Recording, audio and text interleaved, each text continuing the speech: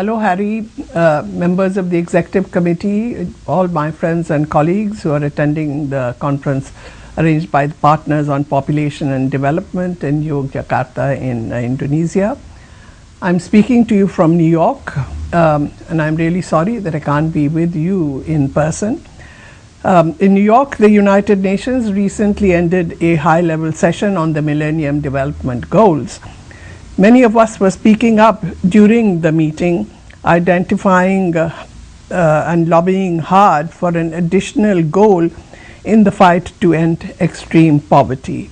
We believe that a new and explicit goal is needed to reflect the importance of sexual and reproductive health and rights, including family planning. My colleagues in official delegations and the NGO community believe that the 8 goals as they stand are insufficient. They don't reflect the importance of what we did at the International Conference on Population and Development and what has been in the years since then. At ICPD, the consensus of 170 nations agreed that universal access for reproductive health information and services should be achieved by 2015.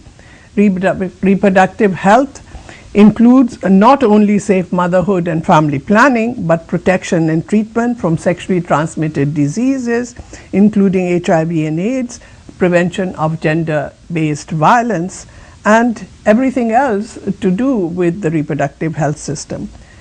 You have all done great work towards implementing the Cairo consensus. Your work is beginning to show results. Access to the whole range of sexual and reproductive health services has improved the health of millions of women around the world.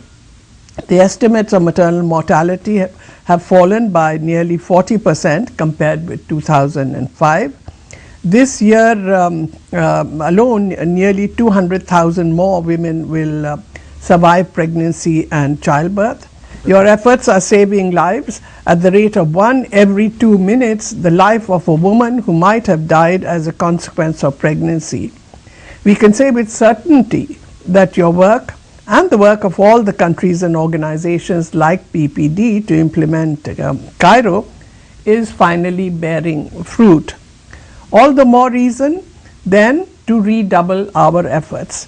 We have a long way to go. We are not yet in sight of the goal of universal coverage by 2015. The resources going towards implementing Cairo and especially to family planning have not risen the way we hoped. The strange fact is that resources going towards family planning have fallen to 5% of the total from about 45% of the and that was there at the time of ICPD. Yet there are still 200 million women who want to use safe and effective methods but are unable to do so. Voluntary access to safe, affordable and appropriate means of family planning is a matter of human rights, but it is also a matter of national policy. In about a year's time, the world population will rise above 7 billion. In the first 12 years of the 21st century, the world will have added 1 billion people. Most of that growth will be in the poorest countries where fertility is still very high and access to family planning and to sexual and reproductive health services of all kinds is still very low. In this case, the demand of human rights and the necessities of national policy coincide.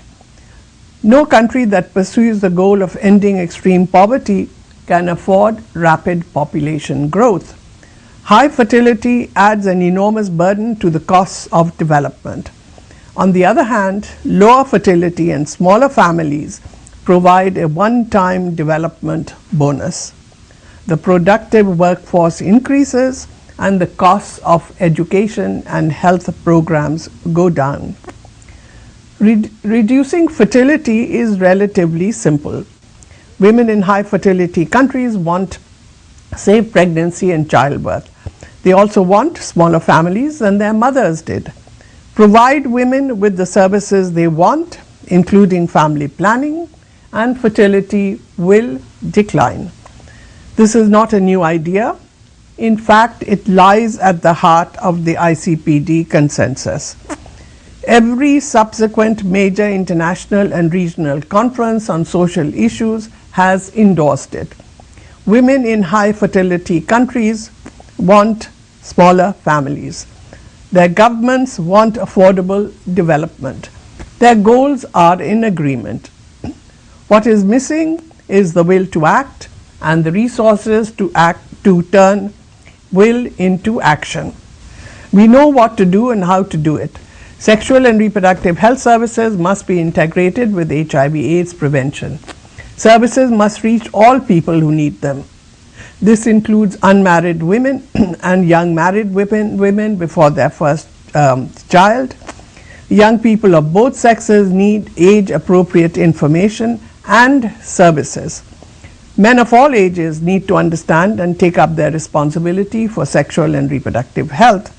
It includes all groups, including marginalized groups like sex workers and intravenous drug users. It also includes men who have sex with men and people living with AIDS. Leaders need to give an example of responsible behavior, and policymakers at all levels need to give priority to this most pressing concern. This is why we pushed so hard last month at the United Nations for a new Millennium Development Goal. We didn't succeed this time, but we made our voices heard. I hope you will make your voices heard also at the highest levels internationally, in your own countries, and in your families and communities. Make it a priority of PPD to help achieve universal access to sexual and reproductive health services by the year 2015. The world needs us to realize the promise of Cairo. I am sure you will do your part, and I wish your conference all success.